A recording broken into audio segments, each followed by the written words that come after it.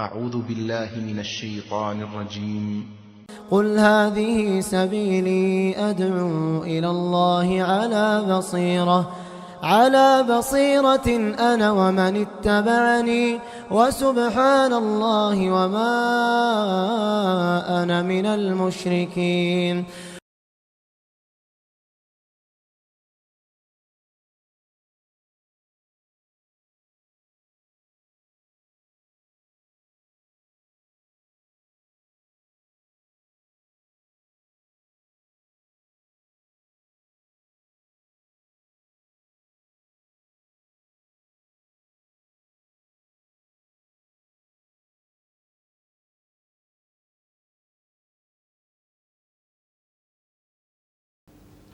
السلام عليكم ورحمة الله وبركاته.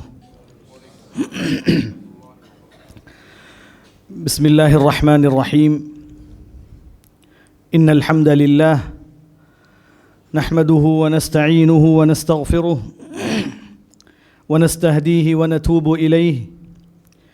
ونعوذ بالله من شرور أنفسنا ومن سيئات أعمالنا. من يهده الله فلا مضل له ومن يضلل فلا هادي له،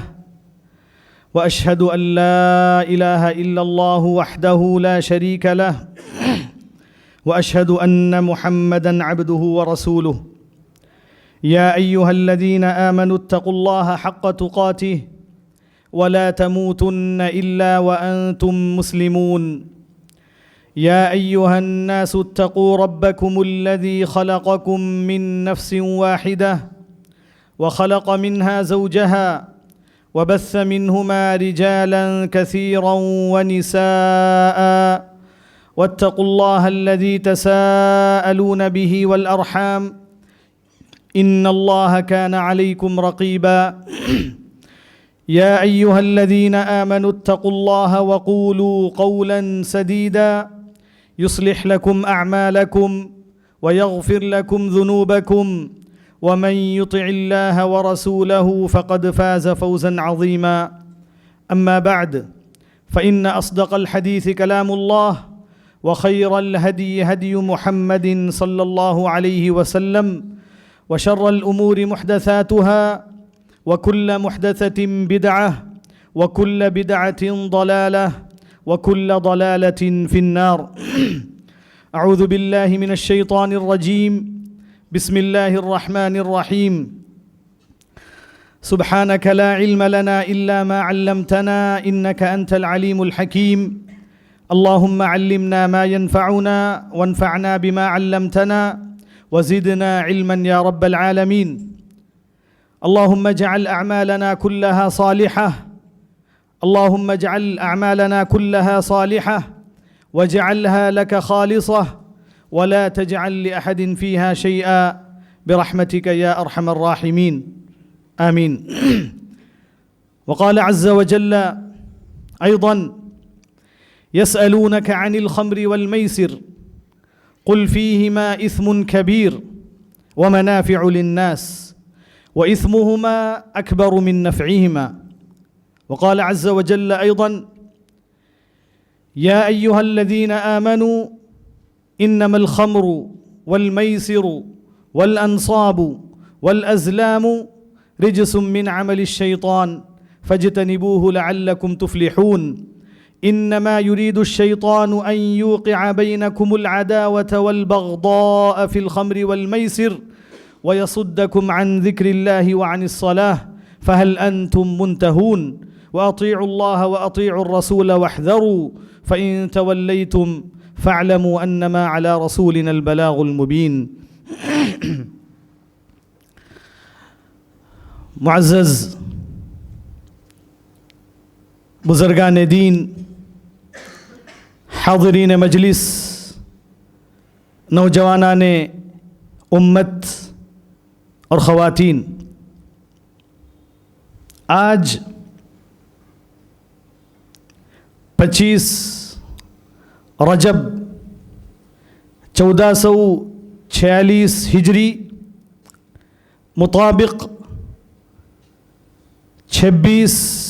जनवरी 2025 میلادی. آج کی یہ شام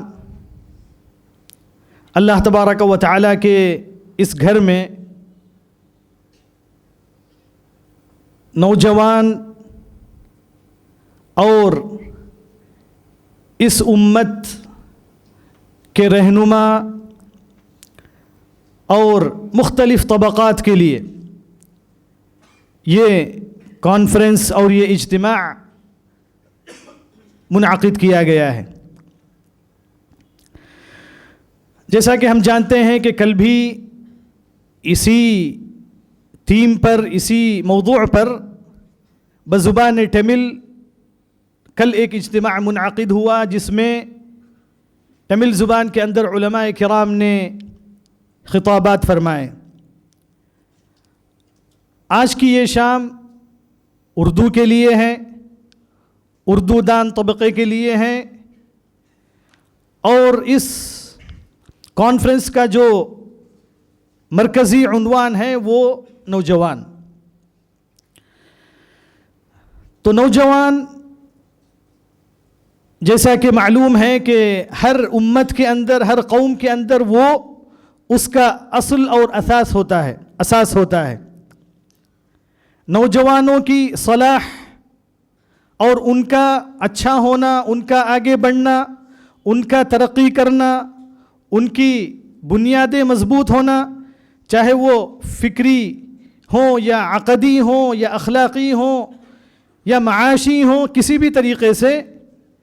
تو یہ اس پوری قوم اور اس پوری امت کے لیے ترقی اور آگے بڑھنے کا راستہ ہوتا ہے. تو اس لیے نوجوانوں کی طرف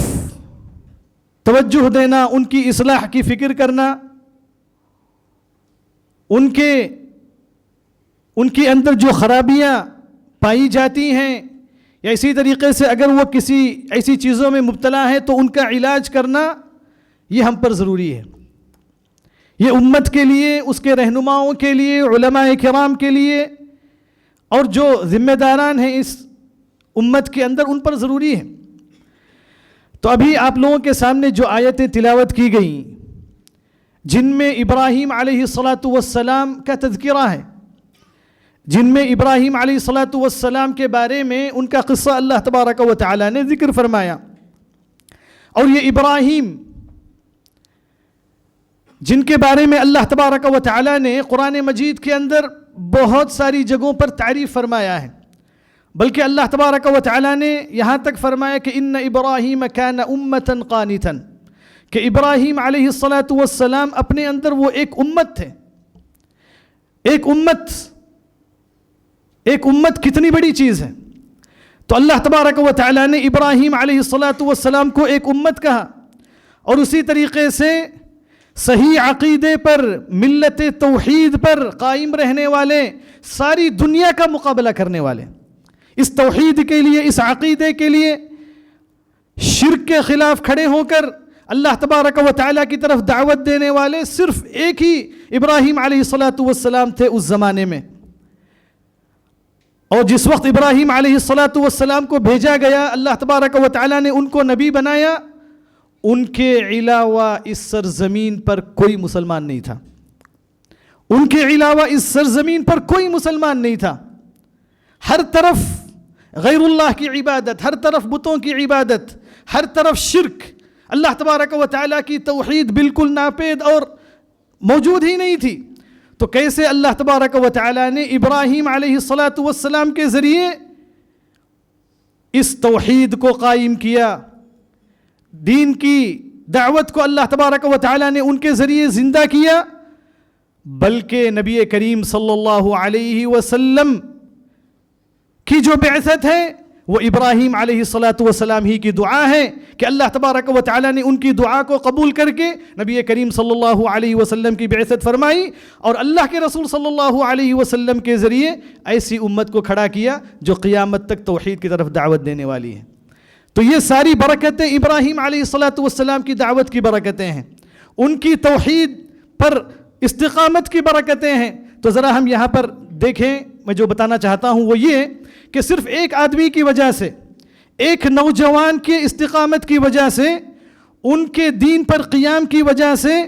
پوری دنیا کا انہوں نے جو ہے مقابلہ کیا اللہ تبارک و تعالیٰ کے لیے. تو دیکھیے کیسے اللہ تبارک و تعالیٰ نے اس نوجوان کے ذریعے توحید کی دعوت کو جو ہے زندہ کیا، توحید کی دعوت میں برکت دی، اور اس کے ذریعے ایک ایسی امت کو اللہ تبارک و تعالیٰ نے کھڑا کیا. تو نوجوان یہ صرف جوانی نہیں ہے، یعنی ہم صرف نوجوانوں کو ٹارگٹ کریں، نوجوان اگر اس عمر میں پہنچ جائیں مثلا 20 سال یا 25 سال یا 18 سال، یہ مقصود نہیں ہے حقیقت میں ان کانفرنسوں کا یا ہماری باتوں کا. اس سے مقصود یہ ہے کہ ہم اس سے پہلے مرحلے ہی میں نوجوان کے لیے تیاری کریں. یعنی نوجوانوں کو مخاطب کرنا، نوجوانوں کی اصلاح کی فکر کرنا، یہ الحمدللہ اپنی جگہ اچھی چیز ہے، مگر نوجوان اس مرحلے میں پہنچ کر اگر اس کی طرف توجہ دی جائے تو کبھی کبھی اس کی اصلاح بہت ہی مشکل ہوتی ہے. وہ جن چیزوں کے اندر مبتلا ہے اس سے اس کو چھٹکارا دلانا، ان سے اس کو باہر نکالنا یہ بہت مشکل ہوتا ہے، اور کبھی کبھی ہو سکتا ہے کہ نوجوان ان تمام چیزوں سے بہت دور چلا گیا ہو. تو اس لیے ہم کو چاہیے کہ ہم اس نوجوانی کا جو مرحلہ ہے اس سے پہلے مرحلے کی طرف توجہ دیں، تاکہ ہماری پوری نسل شروع سے صحیح اسلام پر قائم ہو جائے، شروع سے ان کی تربیت صحیح ہو، شروع سے ان کے اعمال صحیح ہو، شروع سے ان کا عقیدہ صحیح ہو. تو آج کے اس پروگرام کے اندر، اس اجتماع کے اندر ایسے ہی موضوعات کا انتخاب کیا گیا ہے. تو کوئی یہ نہ سمجھے کہ صرف اس سے نوجوان مخاطب ہیں، ان موضوعات سے صرف نوجوان مخاطب ہیں، بلکہ امت کا ہر طبقہ اس سے ان موضوعات سے مخاطب ہے. بلکہ ہمارے جو چھوٹے بچے ہیں، ابھی جو پرورش پا رہے ہیں، ابھی جو بڑے ہو رہے ہیں، وہ کہیں زیادہ جو ہے ان موضوعات کے جو ہے محتاج ہیں. تو یہاں پر ایک چیز میں آپ کو بتا دوں، جیسا کہ ہمارے ذمہ دار نے، HGWC کے ذمہ دار برادر عارف نے کہا کہ ہر تقریر کے بعد 2 سوالات کیے جائیں گے. ہر تقریر کے اندر 2 سوالات کیے جائیں گے. جو کچھ آپ لوگوں نے سنا ہے، جو کچھ آپ لوگوں کے سامنے بیان کیا گیا ہے، ان میں سے 2 سوالات کیے جائیں گے. ایک سوال کا جواب عورتوں کی طرف سے ہوگا، اور ایک سوال کا جواب آپ لوگوں کی طرف سے ہوگا، اور جو صحیح جواب دینے والے ہوں گے ان کو انعام دیا جائے گا. ماشاءاللہ یہ ایک اچھی پہل ہے، اچھی کوشش ہے، تاکہ ہم تمام ان باتوں کو، ان تقریروں کو غور سے سنیں. ایک طرف تو الحمدللہ فائدہ انشاءاللہ ضرور ہوگا، یہ ساری چیزیں ہم اپنی زندگی میں اگر نافذ کریں گے تو ضرور ان کا فائدہ ہوگا، اور ایک طرف سے الحمدللہ جواب دینے والوں کی ہمت افزائی بھی ہوگی. تو میری جو تقریر ہے اس کا عنوان ہے آن لائن جوا اور موبائل گیمز کی عادت اور لت. تو یہ جو عنوان ہے بہت زیادہ اہم ہے، کیونکہ ہم دیکھتے ہیں کہ ہمارے نوجوان بلکہ نوجوانوں سے پہلے، اس سے پہلے جیسے میں نے کہا کہ بچے بالکل چھوٹی عمر میں، اپنی ابتدائی عمر میں، اور بچے ہی نہیں بلکہ بڑے لوگ بھی ٹائم پاس کے نام پر، یا اسی طریقے سے وقت گزارنے کے نام پر، یا اسی طریقے سے یعنی کسی اور دل بہلانے کے نام پر ان تمام چیزوں کے اندر مبتلا ہیں. ان میں اپنے اوقات کو ضائع کر رہے ہیں،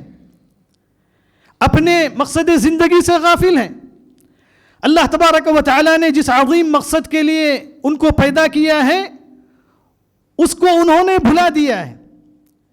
کیونکہ اگر ان کو اس کی اہمیت معلوم ہو جائے، یا ان کے سرپرستوں کو اس کی اہمیت معلوم ہو جائے، تو ہرگز وہ کبھی ان کو اس کے اندر مبتلا ہونے نہیں دیں گے. مگر چونکہ ہم نے ان چیزوں کے نقصانات کو اور ان کے اضرار کو ہم نے نہیں سمجھا کہ یہ جو آن لائن چیزیں ہیں، جو جوا کھیلا جاتا ہے، یا اسی طریقے سے یہ جو موبائل گیمز ہیں، تو ان کے اندر کتنا نقصان ہے اس کا صحیح ادراک ہم لوگوں کو نہیں ہے، جبکہ یہ ساری چیزیں ہمارے سامنے موجود ہیں، ہم اپنی آنکھوں کے سامنے دیکھ رہے ہیں، خود ہمارے گھر کے اندر یہ ساری چیزیں ہو رہی ہیں، ہمارے بچے اس کا شکار ہیں، ہمارے مثلا جو نوجوان شکار ہیں، ہمارے بڑے لوگ بھی شکار ہیں، مگر چونکہ یہ اتنی چیز بڑھ چکی ہے، زیادہ ہو چکی ہے کہ گویا یعنی اس پر کنٹرول کرنا اتنا جو مشکل ہو گیا ہے، تو اس کے جو اب نقصانات ہم جو دیکھ رہے ہیں، اس کے اندر جو خرابیاں اور بگاڑ جو مختلف طریقوں سے ظاہر ہو رہا ہے، اب وہ ہمارے سامنے آ رہے ہیں۔ تو بہرحال اسی لیے اسلام نے ہر خیر کی طرف ہماری رہنمائی کی ہے، ہر خیر کی طرف ہماری رہنمائی کی ہے۔ اسلام صرف عبادات کا نام نہیں ہے، یا اسلام صرف اقتصاد کا نام نہیں ہے، یا اسلام صرف اخلاقیات کا نام نہیں ہے۔ اسلام آپ کو ہر مرحلے میں کیا کرنا ہے، کیسے زندگی گزارنا ہے، وہ ساری چیزیں آپ کو سکھاتا ہے۔ یہی اسلام کی خوبی ہے۔ اسلام کے محاسن میں سب سے بڑا حسن یہ ہے کہ وہ آپ کو ہر قدم پر رہنمائی کرتا ہے، ہر قدم پر آپ کی رہنمائی کرتا ہے، ہر چیز آپ کو سکھاتا ہے۔ تو اب جب یہ جو چیزیں ہیں، چاہے وہ جوا ہو یا جو ہے گیمز ہوں یا اس قسم کی کوئی بھی خرابی ہو، ان کے نقصانات کیا ہیں، یہ اسلام نے ہم کو بتایا ہے۔ اللہ تبارک و تعالیٰ نے قرآن مجید میں ان کے بارے میں ذکر کیا ہے، اور نبی کریم صلی اللہ علیہ وسلم نے ان کے بارے میں ہم کو بتایا ہے۔ تو اس لیے ایک مسلمان کو چاہیے کہ ان آیات کی روشنی میں، ان احادیث کی روشنی میں اپنی زندگی گزارے، کیونکہ ان آیات کو اپنانے میں، ان احادیث پر عمل کرنے میں اسی کا فائدہ ہے۔ اس کی دنیا بھی کامیاب ہے اور انشاءاللہ اس کی آخرت بھی کامیاب ہے۔ اور جس نے ان آیات سے اعراض کیا، ان احادیث سے اس نے منہ موڑا، ان کی طرف توجہ نہیں دی، تو پھر اس کا جو نقصان ہوگا وہ خود جو ہے اس کو جانتا ہے۔ تو اللہ تبارک و تعالیٰ نے ہر خیر کی طرف جو ہے ہم کو دعوت دیا۔ اللہ تبارک و تعالیٰ نے قرآن مجید کے اندر فرمایا، یا ایھا الذین آمنوا انما الخمر والمیسر والانصاب والازلام رجس من عمل الشیطان فاجتنبوه لعلکم تفلحون انما یرید الشیطان۔ یہ سورۃ المائدہ کی 2 آیتیں ہیں، آیت نمبر 90 اور 91، 90 اور 91۔ اس سے پہلے سورۃ البقرہ میں اللہ تبارک و تعالیٰ نے فرمایا، یسألونک عن الخمر والمیسر قل فیہما اثم کبیر ومنافع للناس واثمہما اکبر من نفعہما۔ ذرا دیکھیے کہ اللہ تبارک و تعالیٰ نے سورۃ البقرہ میں کیا کہا۔ سورۃ البقرہ میں اللہ تبارک و تعالیٰ نے کہا کہ یہ لوگ آپ سے شراب اور جوئے کے بارے میں سوال کر رہے ہیں، شراب اور جوئے کے بارے میں آپ سے پوچھ رہے ہیں۔ یہ ابتدائی آیتیں ہیں، پہلے نازل ہوئی آیتیں ہیں۔ اللہ تعالیٰ نے اس میں کہا قل فیہما اثم کبیر۔ اے نبی صلی اللہ علیہ وسلم آپ جواب دیجئے، آپ کہیے ان سے کہ ان میں بڑا گناہ ہے، ان میں یعنی شراب پینے میں اور جوا کھیلنے میں بڑا گناہ ہے۔ یہ اللہ تبارک و تعالیٰ کی ناراضگی، اس کے غضب کی طرف جو ہے انسان کو لے کے جاتا ہے۔ اور شراب یہ بھی جو ہے بہت ہی خطرناک چیز ہے، جس کے اندر آدمی اپنی عقل کو جو ہے کھو بیٹھتا ہے اور ایک جانور کی طرح یا جانور سے بدتر جو ہے ہو جاتا ہے۔ مگر اللہ تبارک و تعالیٰ نے اس کے ساتھ کہا وَمَنَافِعُ لِلنَّاسِ۔ یہی جو ہے عدل ہے۔ قرآن عدل کی طرف دعوت دیتا ہے، انصاف کی طرف دعوت دیتا ہے۔ جب اللہ تبارک و تعالیٰ نے شراب اور جوئے کے بارے میں کہا تو سب سے پہلے ان کے اندر جو نقصان ہے، جو بڑا نقصان ہے، اس کو بیان کیا، پھر اس کے بعد کہا وَمَنَافِعُ لِلنَّاسِ، اگرچہ کہ اس کے اندر لوگوں کے لیے فائدہ بھی ہے، لوگوں کے لیے فائدے بھی ہیں۔ کیا فائدہ ہے؟ لوگوں کے لیے فائدہ یہ ہے کہ ایک آدمی اس کے اندر کامیاب ہوتا ہے، ایک آدمی سارا مال لے کے خوش ہو جاتا ہے، اور دوسرا آدمی مکمل خسارے کا شکار ہوتا ہے۔ اور شراب کے اندر یہ ہے کہ کبھی کبھی آدمی کی طبیعت کے اندر نشاط جو ہے طاری ہوتا ہے، اور اس کے اندر جو ہے بعض اچھی کیفیات پیدا ہوتی ہیں۔ تو یہ ساری چیزیں موجود ہیں، مگر ان کا جو نقصان ہے اس سے کہیں زیادہ ہیں، یہ اللہ تبارک و تعالیٰ نے بیان فرمایا۔ اس کے بعد اللہ تبارک و تعالیٰ نے سورۃ المائدہ کی آیتوں میں کھلے طور پر ان دونوں چیزوں کو حرام کر دیا، کیونکہ اسلام ہمیشہ یہ چاہتا ہے کہ مصلحتوں کو، مصالح کو لانا اور ان کے اندر زیادتی کرنا اور فساد کو کم کرنا اور اسے مٹانے کی کوشش کرنا، یہی دین کا اصول ہے۔ تو جس کے اندر بھی خیر کا پہلو جو ہے زیادہ ہے، اللہ تبارک و تعالیٰ نے اس کو حلال کیا، اور جس کے اندر بھی شر کا پہلو زیادہ ہے، اللہ تبارک و تعالیٰ نے ان چیزوں کو حرام کیا۔ تو یہ اللہ تبارک و تعالیٰ کا عدل ہے۔ اللہ تبارک و تعالیٰ نے جو بھی حرام کیا ہے وہ ہمارے لیے ہے، وہ ہمارے لیے حرام کیا ہے، کیونکہ اس کے اندر جو نقصان پایا جاتا ہے، جس سے انسانوں کی طبیعت کے اندر، یا جو 5 چیزیں جن کی حفاظت اسلام کے اندر موجود ہے، جن کی حفاظت کا ضامن جو اسلام ہے، جس کے اندر کیا ہے؟ انسان کی عقل ہے، انسان کا مال ہے، انسان کی آبرو ہے، انسان کا دین ہے۔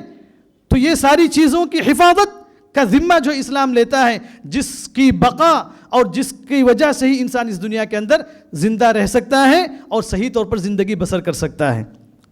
اللہ تبارک و تعالیٰ نے سورۃ المائدہ میں فرمایا، یا ایھا الذین آمنوا، یا ایھا الذین آمنوا، اے ایمان والو، انما الخمر والمیسر والانصاب والازلام، کہ یقیناً شراب اور جوا اور یہ بت پرستی اور بت اور نصیب معلوم کرنا، تقدیر معلوم کرنا، رجس من عمل الشیطان، یہ گناہ ہے اور یہ گندی چیزیں ہیں، خراب چیزیں ہیں، شیطان کا عمل ہے، شیطان کا عمل ہے۔ شیطان ان چیزوں کو جو سکھاتا ہے، فَاجْتَنِبُوهُ لَعَلَّكُمْ تُفْلِحُونَ، پھر اللہ تعالیٰ نے کہا فَاجْتَنِبُوهُ، ان سے دور ہو جاؤ، ان کو چھوڑ دو، ان سے اپنے آپ کو بچا لو، لَعَلَّكُمْ تُفْلِحُونَ، تاکہ تم کامیاب ہو سکو، تاکہ تم اللہ تبارک و تعالیٰ کے عذاب سے بچ جاؤ، نقصان سے بچ جاؤ، اپنی حفاظت کر لو۔ اللہ تعالیٰ نے کہا فَاجْتَنِبُوهُ لَعَلَّكُمْ تُفْلِحُونَ، تو یہ وہ آیت ہے جس کے ذریعے اللہ تبارک و تعالیٰ نے خمر کو اور میسر کو، یعنی جوئے کو اور شراب کو بالکل حرام کر دیا۔ پھر اس کے بعد اللہ تبارک و تعالیٰ نے اس کے حرام کرنے کا سبب بیان کیا۔ تو دیکھیے اللہ تبارک و تعالیٰ نے یہ ساری چیزیں ذکر کی تاکہ ہم کو معلوم ہو کہ اللہ تبارک و تعالیٰ کا اس میں کوئی فائدہ نہیں ہے، اللہ تبارک و تعالیٰ کا اس میں کوئی فائدہ نہیں ہے، بلکہ ہمارا فائدہ ہے۔ اللہ تعالیٰ نے کہا انما یرید الشیطان ان یوقع بینکم العداوۃ والبغضاء، کیونکہ شیطان اس کے ذریعے، شراب کے ذریعے اور جوئے کے ذریعے تمہارے درمیان عداوت، تمہارے درمیان دشمنیاں اور تمہارے درمیان نفرتیں پیدا کرنا چاہتا ہے۔ یہ حق ہے، بالکل ہم دیکھتے ہیں کہ یہ جوئے کی وجہ سے اور شراب کی وجہ سے کتنا بڑا جو فساد ہوتا ہے،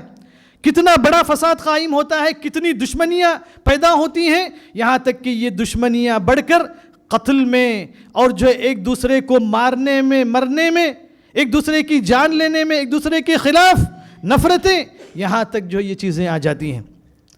پھر اللہ تبارک و تعالیٰ نے کہا وَيَصُدَّكُمْ عَنْ ذِكْرِ اللَّهِ وَعَنِ الصَّلَاةِ، اور تم کو اللہ تبارک و تعالیٰ کے ذکر سے اور نماز سے وہ روکنا چاہتا ہے۔ یقیناً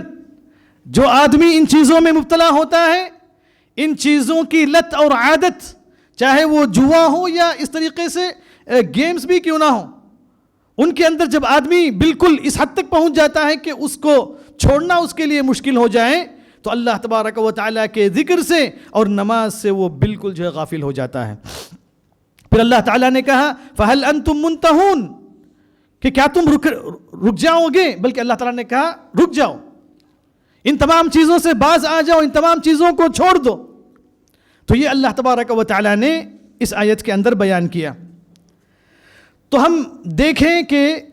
جوا کسے کہتے ہیں، اور عربی کے اندر دو لفظ ہیں تو دونوں کا جو ہے معنی بھی ایک ہے المیسر، جس کا اللہ تبارک و تعالیٰ نے ان آیتوں میں ذکر فرمایا، اور دوسرا جو لفظ ہے اس کے لیے وہ ہے القمار۔ تو یہ دونوں لفظ ہیں جو جوئے کے معنی میں استعمال ہوتے ہیں، تو لغت کے اندر، عربی لغت کے اندر اس کا معنی یہ ہے کہ اس زمانے کے اندر عرب کے اندر جو جوا پہلے موجود تھا، جو پہلے وہ جوا جو کھیلا کرتے تھے، وہ اونٹ کے اندر وہ کھیلا کرتے تھے۔ ایک اونٹ کو خریدتے اور اونٹ کو خریدنے کے بعد اس کے اندر 10 حصے وہ لوگ جو مختلف ناموں کے ساتھ جو لکھتے، پھر اس کے بعد ان کو ایک آدمی کے حوالے کر دیتے، ان حصوں کو ایک آدمی کے حوالے کرتے، اور وہ آدمی اس کے بعد ان تمام اوراق کو یا اسی طریقے سے اس کے اندر جو کچھ لکھا ہوا ہے اس کو ملا کر کے کسی کے نام سے وہ نکالتا، تو اس کے اندر جو ہے ایک حصہ ہوتا، یا کسی کے اندر 2 حصے ہوتے، یا کسی کے اندر کچھ بھی نہیں ہوتا۔ تو یہی جوا ہے۔ تو ان کا جو جوا تھا وہ اصل اونٹ کے اندر، جانور کے اندر وہ لوگ کیا کرتے تھے۔ تو اسی لیے میسر کا جو معنی ہے وہ یہ ہے کہ واجب ہونا کس معنی میں، فرض ہونا کس معنی میں، کہ جب جوا کھیلنے والا جوا کھیلتا ہے اور اس کے اندر وہ سامنے والے پر جیت جاتا ہے اور وہ مقابل والا ہار جاتا ہے، تو اس کا سارا مال اس کے قبضے میں ہو جاتا ہے۔ جس چیز پر شرط لگائی گئی ہے، جس چیز پر یہ جوا کھیلا جا رہا ہے، اس نے جو کچھ اس کے اندر لگایا ہے وہ سارا جیتنے والے کا ہو گیا، اب اس کا سارا مال یہ جو ہے لے کر جائے گا۔ یہاں تک کہ جاہلیت کے اندر عبداللہ ابن عباس رضی اللہ تعالی عنہما نے کہا کہ لوگ اپنی اولاد پر، اپنی بیوی بچوں پر جو ہے جوا کھیلا کرتے تھے، سبحان اللہ، اور جب جیتنے والا اس کے اندر جیت جاتا تو وہ اس کے بیوی بچوں کو سب کو جو ہے لے کے چلے جاتا۔ تو یہاں تک جو ہے وہ جوا کھیلا کرتے تھے۔ تو جوئے کا معنی عربی کے اندر کیا ہے، اس کی تعریف کیا ہے، کیونکہ ہم کو سمجھنا چاہیے، کیونکہ یہ تعریفیں اگر ہم سمجھیں گے، اس کا معنی اگر ہم سمجھیں گے، تو اس کے بارے میں جو کچھ چیزیں، اس کی جو بھی تطبیقات ہیں، اس کے جو بھی فروع ہیں، ایسی جو بھی چیزیں ہیں، ان چیزوں کو ہم سمجھ سکتے ہیں کہ یہ جوا ہے یا یہ جوا نہیں ہے۔ تو اس لیے یہ تعریف جاننا ضروری ہے۔ تو اس کی تعریف یہ ہے، قمار اور میسر کسے کہتے ہیں، کہ انسان کا اپنے مال کو خطرے پر ڈالنا، یعنی جس کے اندر اس کو معلوم نہیں ہے کہ اس کے اندر یہ مال اس کو واپس ملے گا یا نہیں ملے گا، یہ مال اس کو ملے گا یا نہیں ملے گا، اس طریقے سے خطرے میں اپنے مال کو لگانا، اپنے مال کو لگانا۔ ہو سکتا ہے یہ سارا مال ختم ہو جائے، ہو سکتا ہے یہ سارا مال جو ہے اس کے پاس آ جائے، سارا مال یا تو وہ کھو دے، مکمل نقصان اٹھائے، یا یہ کہ مکمل جو ہے فائدہ اٹھائے۔ تو یہ دونوں چیزیں اگر ہیں تو یہ جوا ہے۔ اور پھر اسی طریقے سے بعض علماء کرام نے کہا کہ ہر وہ گیم، ہر وہ کھیل جس کے اندر عموماً بلکہ غالباً جو جیتنے والا ہوتا ہے وہ ہارنے والے سے پیسہ لیتا ہے، یا اس کے اندر شرط لگائی جاتی ہے کہ اگر میں جیتوں گا تو سارا مال میرے لیے، اگر تم جیتو گے تو سارا مال تمہارے لیے۔ تو یہ ہے جس کے اندر شرط لگائی جاتی ہے، اور جس کے اندر یعنی دونوں جو کھیلنے والے ہیں یا مختلف جو کھیلنے والے ہیں ان کی طرف سے مال لگایا جاتا ہے، ان کی طرف سے اس کے اندر جو شرطیں لگائی جاتی ہیں کہ جو جیتے گا وہ سارا پیسہ لے کے جائے گا۔ یا اسی طریقے سے بعض لوگوں نے کہا کہ وہ کھیل یا وہ چیزیں جس کے اندر کھیلنے والے سے آہستہ آہستہ مال لیا جاتا ہے، یعنی ایک ساتھ کبھی کبھی نہیں لیا جاتا ہے، ایک ساتھ کبھی کبھی اس کا مال نہیں لیا جاتا ہے، بلکہ ہم دیکھیں گے کہ کبھی کبھی اس کا مال کیا ہے، تھوڑا تھوڑا، اور جب جیسے ہی وہ کھیلنا شروع کرتا ہے تو اس کے اندر وہ اس قدر یعنی اس کے اندر مگن ہوتا ہے، اس قدر اس کے اندر اس کا جذبہ پیدا ہو جاتا ہے کہ وہ کسی بھی طریقے سے اس گیم کو جو ہے چھوڑنا نہیں چاہتا ہے، اور جو وہ ہارا ہوا ہے اس کو جیتنا چاہتا ہے، تو اس طریقے سے آہستہ آہستہ تھوڑا تھوڑا کر کے جو اس کا مال لے لیا جاتا ہے۔ اور بعض علماء کرام نے کہا کہ یہ جوا ہر وہ مالی معاملہ جس کے اندر بغیر کسی محنت کے، بغیر کسی مشقت کے آدمی کو یا تو مکمل مال مل جاتا ہے یا مکمل اس کو خسارہ ہوتا ہے، یا تو مکمل مال اس کا ہو گیا یا یہ کہ جو مکمل اس کو جو ہے گھاٹا ہو گیا۔ اب اللہ تبارک و تعالیٰ نے ایسی ساری چیزیں حرام کی ہیں، ایسی ساری چیزوں سے منع کیا ہے جس کے اندر آدمی کو یہ معلوم نہ ہو کہ اس کا پیسہ کہاں لگایا جا رہا ہے، اس کو اس کا بدلہ کچھ ملے گا یا نہیں ملے گا، اس کے اندر وہ ہارے گا یا جیتے گا، کچھ بھی اگر نہیں معلوم ہے تو ایسی جگہ اپنے مال کو لگانا یہی جوا ہے۔ تو اللہ تبارک و تعالیٰ نے جیسا کہ علماء کرام نے کہا کہ اس یعنی جوئے کے حرام ہونے کی اس آیت کے اندر 10 دلیلیں اللہ تبارک و تعالیٰ نے بیان کی ہیں، 10 دلیلیں اللہ تبارک و تعالیٰ نے ان آیتوں کے اندر بیان کیا ہے۔ تو اس لیے چاہے وہ جوا کسی بھی قسم کا ہو، چاہے وہ آن لائن ہو، چونکہ آن لائن آج اس زمانے کے اندر یہ ٹیکنالوجی کی وجہ سے آدمی جہاں بھی رہے جیسے بھی رہے وہ ان گیموں کے اندر داخل ہو سکتا ہے، ان جوؤں کے معاملات میں داخل ہو سکتا ہے اور آن لائن جو ہے کھیل سکتا ہے، ان جوؤں کے اندر یعنی پڑھ سکتا ہے۔ مگر یہ جو جوا کسی بھی طریقے سے ہو، چاہے وہ آن لائن ہو یا سامنے کھیلا جائے، کسی بھی طریقے سے کھیلا جائے، اگر ہم کو یہ معلوم ہو جائے کہ جوا کسے کہتے ہیں اور یہ معاملہ کیسا معاملہ ہے، اس کے اندر کیا ہوگا تو جو یہ حرام ہے، تو یہ جاننا جو اہم ہے، یہ جاننا ضروری ہے۔ اور کبھی کبھی ایسا ہوتا ہے جو آن لائن جوئے کھیلے جاتے ہیں اس کے اندر ایک وہمی چیز ہوتی ہے، یعنی پیسہ نہیں لگایا جاتا ہے بلکہ ایک ایسی ہی جو ہے چیز ہوتی ہے جس کو طلب کرنے کے لیے آدمی جو ہے کھیلتا ہے، تو یہ بھی جو ہے حرام ہے، کیونکہ یہ جو کھیل ہے اس کو اصلی جوئے کی طرف لے کے جائے گا، اصلی اور صحیح جوئے کی طرف لے کے جائے گا۔ آج اگر وہ مال کے بغیر کھیل رہا ہے، ایک وہمی پیسہ ہو یا اسی طریقے سے اور کوئی بھی چیز ہو اس کے حاصل کرنے کے لیے کھیل رہا ہے، تو اس کے بعد وہ کل کے دن پیسہ لگا کر بھی جو ہے کھیل سکتا ہے۔ تو یہ ساری چیزیں علماء کرام نے جو حرام کی ہیں۔ تو علماء کرام نے کہا کہ اس کی جو ہے 10 دلیلیں ہیں۔ تو پہلی دلیل یہ ہے کہ اللہ تبارک و تعالیٰ نے اس آیت کے اندر جوئے کو شراب سے اور اسی طریقے سے شرک سے، بتوں کی عبادت سے اللہ تبارک و تعالیٰ نے مقارنہ کیا ہے۔ ان چاروں چیزوں کو اللہ تبارک و تعالیٰ نے ایک ہی سیاق میں ذکر کیا ہے۔ اور دوسری دلیل یہ ہے کہ اللہ تبارک و تعالیٰ نے جوئے کو گندی چیز کہا ہے، رجس ہے، یہ جو ایک گندی چیز ہے جس کے اندر آدمی اگر مبتلا ہو جائے تو وہ اپنی عزت سے ہاتھ دھو بیٹھتا ہے، اپنے اخلاق سے ہاتھ دھو بیٹھتا ہے، اللہ کے ذکر سے غافل ہو جاتا ہے، یعنی اس کو یہ عادت یا یہ لت آہستہ آہستہ گناہوں کی طرف لے کے جاتی ہے، بڑے بڑے گناہوں میں اس کو جو ہے ڈھکیل دیتی ہے۔ تیسری دلیل یہ ہے کہ اللہ تعالیٰ نے کہا کہ یہ عمل الشیطان ہے، شیطان کا کام ہے، یعنی جو بھی شیطان کا کام ہوگا اس کے اندر کبھی بھی جو ہے خیر نہیں ہوگا، اس کے اندر کبھی بھی بھلائی نہیں ہوگی بلکہ اس کے اندر شر ہی شر ہوگا۔ اور پھر چوتھی دلیل یہ ہے کہ اللہ تبارک و تعالیٰ نے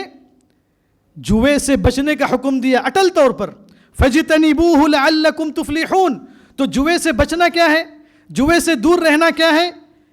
اس کا مطلب یہ ہے کہ ہم جوا جو کھیلنے والے ہیں یا جوئے کی طرف جو دعوت دینے والے ہیں یا جوئے کو جو پروموٹ کرتے ہیں یا اسی طریقے سے جوئے کو جو پھیلاتے ہیں یا جو ایسے دوست، ایسے احباب، ایسے معاملات، ایسی ساری چیزیں، تو اس کے اندر صرف جو کھیلنا ہی نہیں ہے بلکہ اس سے متعلق جو بھی چیز اس کی طرف لے کے جائے، جوئے کے کھیل کی طرف لے کے جائے، یہ ساری چیزیں حرام ہیں۔ ان ساری چیزوں سے رکنا ضروری ہے تاکہ ایک مسلمان کا دین، اس کے اخلاق، اس کا عقیدہ، اس کی صحت، یہ ساری چیزیں باقی رہیں۔ اور اسی طریقے سے اللہ تعالیٰ نے فلاح کا ذکر کیا. جوا چھوڑیں گے تو اللہ تبارک و تعالیٰ کے پاس کامیابی ہے, اللہ تبارک و تعالیٰ کے پاس فلاح ہے. اور پھر اسی طریقے سے اللہ تعالیٰ نے کہا کہ یہ جوا دشمنی کو پھیلاتا ہے, دشمنی کو جو ہے دلوں میں داخل کرتا ہے اور بغض و عداوت کو پیدا کرتا ہے, اور اللہ تبارک و تعالیٰ کے ذکر سے غافل کرتا ہے, نماز سے جو غافل کرتا ہے. اور پھر اللہ تبارک و تعالیٰ نے اس کے بعد اللہ اور اس کے رسول صلی اللہ علیہ وسلم کی اطاعت کا حکم دیا. اللہ تبارک و تعالیٰ اور اس کے رسول صلی اللہ علیہ وسلم کی صحیح اطاعت ہم کو جوے سے اور بدعقیدگی سے, شرک سے, کفر سے, ان تمام چیزوں سے روک سکتی ہے. اسی لیے اللہ تعالیٰ نے اس آیت کے بعد اللہ اور اس کے رسول صلی اللہ علیہ وسلم کی اطاعت کا حکم دیا. ابن عباس رضی اللہ تعالی عنہما اور بعض مفسرین نے ان آیات کی تفسیر میں کہا کہ میسر ہی قمار ہے. جاہلیت میں لوگ جوا کھیلا کرتے تھے, اسلام کے آنے تک تو اللہ تبارک و تعالیٰ نے لوگوں کو ان گندے اخلاق سے منع کیا. اللہ تبارک و تعالیٰ نے ان آیتوں کے ذریعے لوگوں کو غلط کاموں سے, غلط حرکتوں سے اللہ تبارک و تعالیٰ نے روکا. تو دیکھیے کہ اسلام کس قدر آدمی کی ساری چیزوں کی حفاظت کرتا ہے, اس کے مال کی حفاظت کرتا ہے, اس کے اخلاق کی حفاظت کرتا ہے, یہ ساری چیزوں کی حفاظت کرتا ہے. اور پھر اسی طریقے سے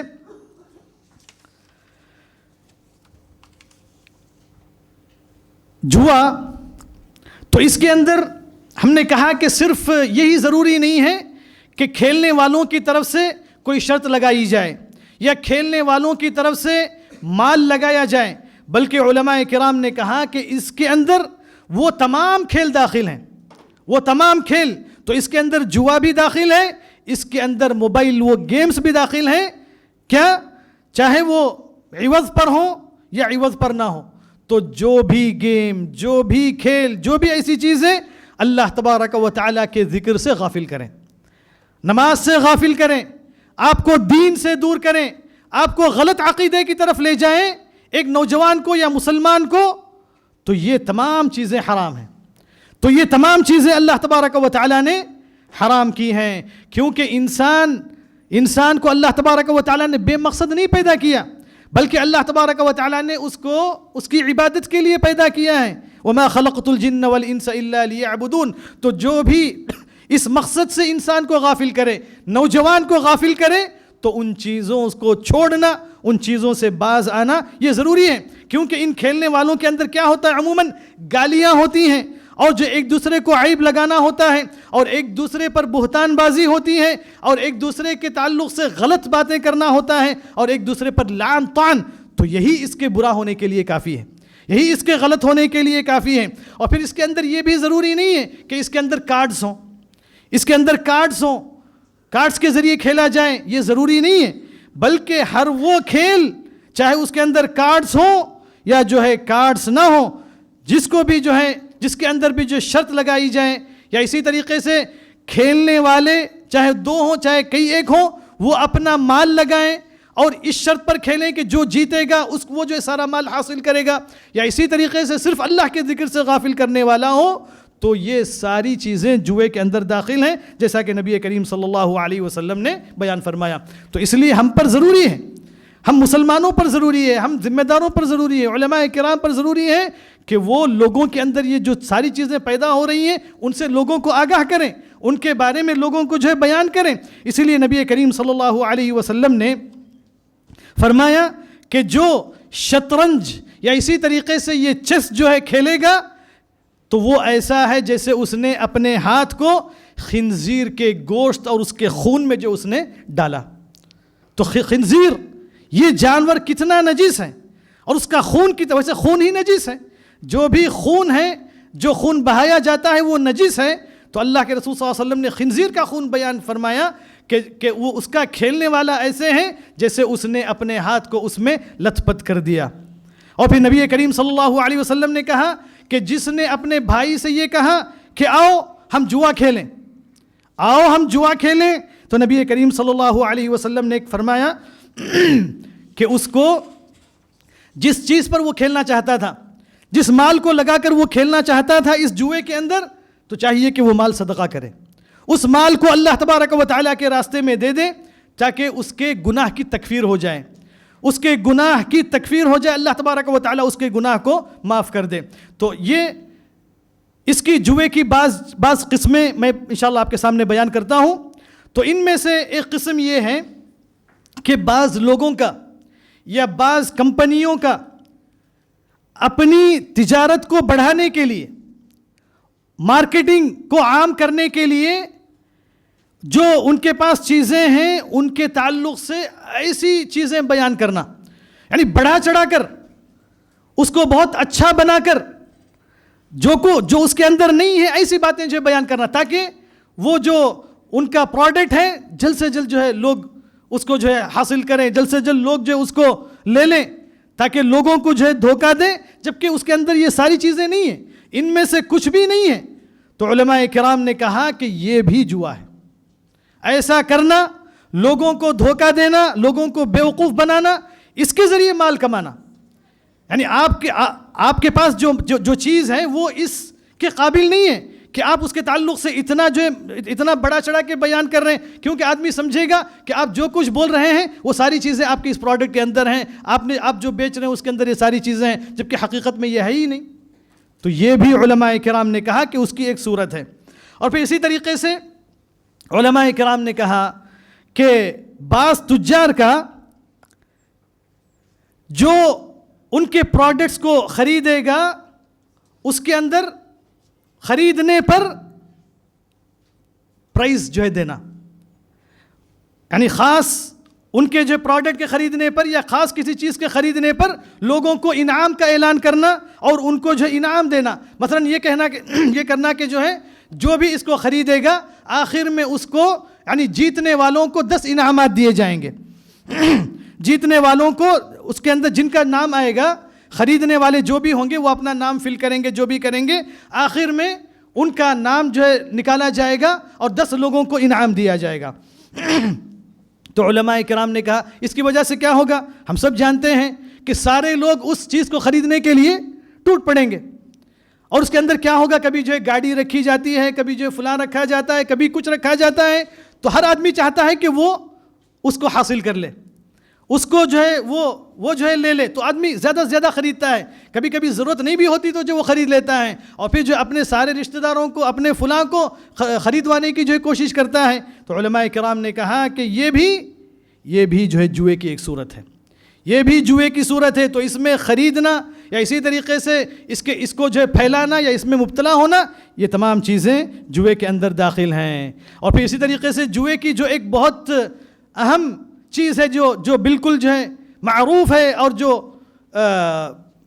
منتشر ہے لوگوں کے درمیان, وہ ہے لاٹری. لاٹری کو بیچنا, لاٹری خریدنا, لاٹری جو ہے کھیلنا. تو اس کے اندر معلوم ہے کہ جو کتنا جو ہے اس کے اندر کتنے لوگ خریدتے ہیں اور کتنا اس کی وجہ سے ان لاٹریوں کو بیچنے والوں کا جو ہے فائدہ ہوتا ہے, جبکہ ایک تھوڑا جتنا بھی ہے وہ جیتنے والے کو دے دیا جاتا ہے اور باقی سارا مال یہ کمپنیاں یا جو بیچنے والے ہوتے ہیں وہ لے کے جاتے ہیں. تو یہ بھی جوئے کی ایک صورت ہے. اور پھر اسی طریقے سے جوئے کی ایک صورت یہ ہے کہ جو شعبدہ باز ہوتے ہیں,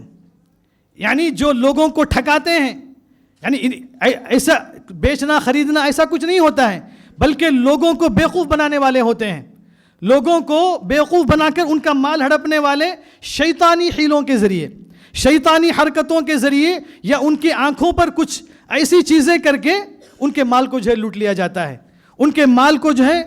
سلب کر لیا جاتا ہے, ان کے مال کو حاصل کر لیا جاتا ہے. تو یہ بھی اس کی ایک صورت ہے. اور پھر اسی طریقے سے علماء کرام نے کہا کہ نمبرز کے ذریعے, مطلب کوئز جو ہوتا ہے یا اسی طریقے سے نمبر جو ڈالے جاتے ہیں جس کے اندر نام نکالا جاتا ہے یا نمبر نکالا جاتا ہے, تو یہ کہا جاتا ہے کہ یہ خریدنے پر ان کو انعام دیا جائے گا, ان کو انعام دیا جائے گا. تو جس کا نام نکلے گا اس کو انعام دیا جاتا ہے, جبکہ سارے لوگ اس سے جو محروم ہو جاتے ہیں, اگرچہ کہ 1 ریال ہی کے ذریعے وہ چیز جو کیوں نہ خریدی گئی ہو, مگر یہ بھی جو ہے علماء کرام نے کہا جوئے میں داخل ہے. اور پھر اسی طریقے سے میچز ہوتے ہیں, 2 فریق کے درمیان, 2 ٹیموں کے درمیان مقابلہ ہوتا ہے, تو اس میں جو ہے یہ کہنا کہ اگر فلاں جو ہے کامیاب ہوگا ہاں تو میں اتنا دوں گا, اور اگر فلاں کامیاب ہوگا تو تم اتنا دو گے. تو یہ ساری چیزیں اسی کے اندر ہیں, یہ ساری چیزیں قمار کے اندر ہیں. تو علماء کرام نے یہ کہا کہ جو بھی اس قسم کا کھیل ہے یا مسابقہ ہے, مسابقہ کمپٹیشن,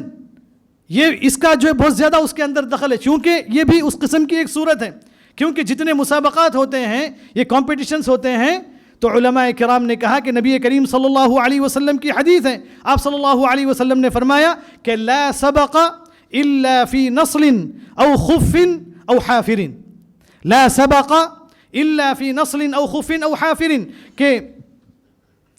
جو بھی سبق کہتے ہیں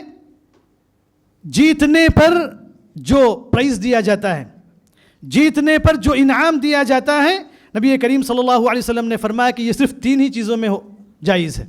یہ صرف 3 ہی چیزوں میں جائز ہے. پہلی چیز یہ ہے کہ تیر اندازی کو سیکھنے میں, تیر اندازی, تیر چلانے میں, یا اس قسم کی جو بھی چیزیں ہیں جس کے اندر آدمی یعنی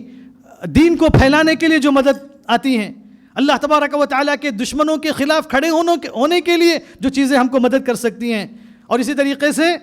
اونٹ کو جو ہے تیار کرنے میں, اونٹ پر جو ہے مقابلہ کرنے میں, اونٹ کی دوڑ جو ہے لگانے میں, اور اسی طریقے سے گھوڑے کی لگانے میں. تو یہ نبی کریم صلی اللہ علیہ وسلم نے بیان فرمایا. تو علماء کرام نے اس پر دوسرے مسابقات کو قیاس کیا ہے, جیسے قرآن کا مسابقہ ہے, حدیث کا مسابقہ ہے, یا اور بھی دوسرے مسابقات ہیں جن کے اندر یہ چیزیں ہیں, جن کے اندر یہ مقصد ہے. تو علماء کرام نے اس کو جائز قرار دیا. تو اس لیے جو کھیلنے والے ہیں, جو مسابقے کے اندر شریک ہونے والے ہیں, ان کا مال لگانا جائز نہیں, تو یہ حرام ہے. یعنی مثلاً جو ہے 4 کھیلنے والے ہوں تو ہر آدمی اس میں سے مال لگائے, ہر آدمی اس کے اندر جو پیسہ لگائے, یا اسی طریقے سے وہ تو نہ لگائیں مگر باہر کا کوئی آدمی لگائے, تیسرا آدمی لگائے. تو علماء کرام نے کہا کہ یہ بھی جائز نہیں ہے, چاہے وہ کھیلنے والے لگائیں چاہے باہر کا کوئی تیسرا آدمی لگائے, تو دونوں جو ہے حرام ہے. پہلا تو حرام اس لیے ہے کہ وہ صریح قمار ہے,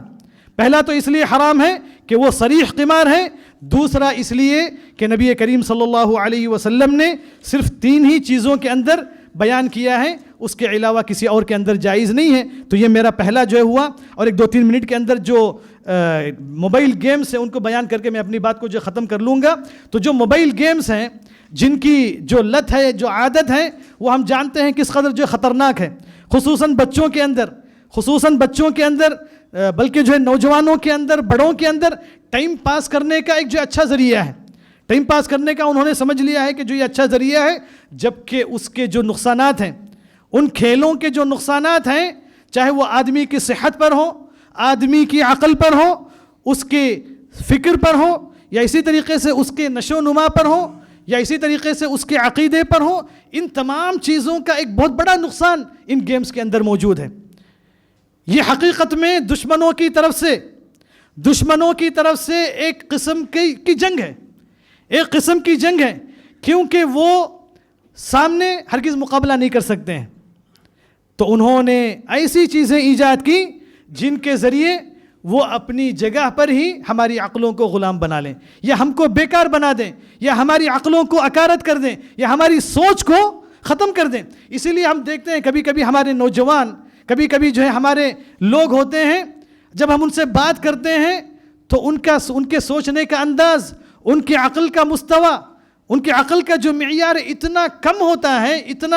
اتنا لو یا اتنا نیچے ہوتا ہے. بہت افسوس ہوتا ہے. سبحان اللہ, یہ نوجوان, یہ مسلم نوجوان, یعنی اس کو کیسے ہونا چاہیے, اس کو کہاں سے کہاں پہنچنا چاہیے, مگر ہم دیکھتے ہیں کہ اس کے اندر نہ ہی جو ہے وہ ہنر ہے, نہ ہی وہ عقل ہے, نہ ہی وہ پڑھائی ہے. یہ تمام چیزیں کس لیے ہیں کہ ان کا وقت ان تمام چیزوں میں ضائع ہو رہا ہے. تو اس کے اندر عقیدے کا بگاڑ ہے, اور اس طریقے سے اخلاق کا بگاڑ ہے, اور اس طریقے سے صحت کا بگاڑ ہے, اور بہت ساری بیماریوں کا آدمی جو ہے شکار ہوتا ہے.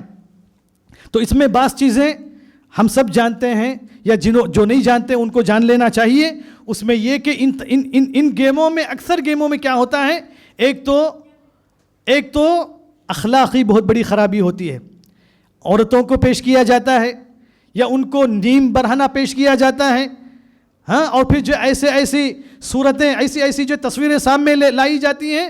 جن سے انسان یا دیکھنے والے کی عقل متاثر ہوتی ہے، اس کے جذبات بھڑکتے ہیں، اور پھر اسی طریقے سے عقیدے کا بگاڑ ہے، اس کے اندر بتوں کو سجدہ کرنے کے لیے سکھایا جاتا ہے، بت کے سامنے سجدہ کرایا جاتا ہے، اور شرک اس میں جو سکھایا جاتا ہے، اور شرک کو ایک معمولی چیز بیان کر کے جو بیان کیا جاتا ہے کہ شرک کریں کوئی مسئلہ نہیں ہے، بت کے سامنے سجدہ کرنا. یا اسی طریقے سے ملائکہ کو، فرشتوں کو عورتیں ان کے اندر دکھایا جاتا ہے کہ یہ جو اللہ تبارک و تعالیٰ کے ملائکہ ہیں، فرشتے ہیں، جن کے تعلق سے مشرکین نے کہا تھا کہ وہ بیٹیاں ہیں اللہ تبارک و تعالیٰ کی، تو یہی عقیدہ آج پیش کیا جاتا ہے کہ ملائکہ عورتیں ہیں. اور پھر اس طریقے سے دشمنوں کا جو بھی کلچر ہے ان تمام کو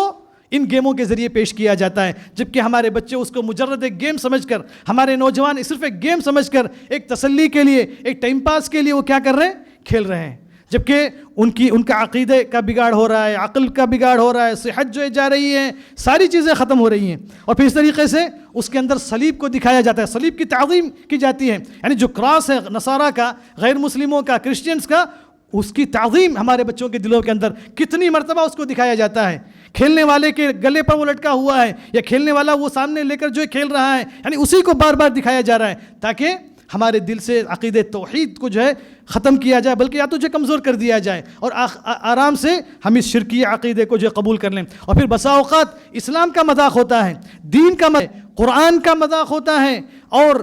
نبی کریم صلی اللہ علیہ وسلم کا جو مذاق اس کے اندر ہوتا ہے، اور یا جو مسلم عورتوں کا مذاق ہوتا ہے، یا مسلمانوں کو اس کے اندر ٹیررسٹ بنا کر جو پیش کیا جا رہا ہے، وہ ساری چیزیں ہم دیکھ رہے ہیں اور کھیل رہے ہیں. سبحان اللہ. ہماری غیرت اور ہماری حمیت، دینی حمیت کہاں ہے؟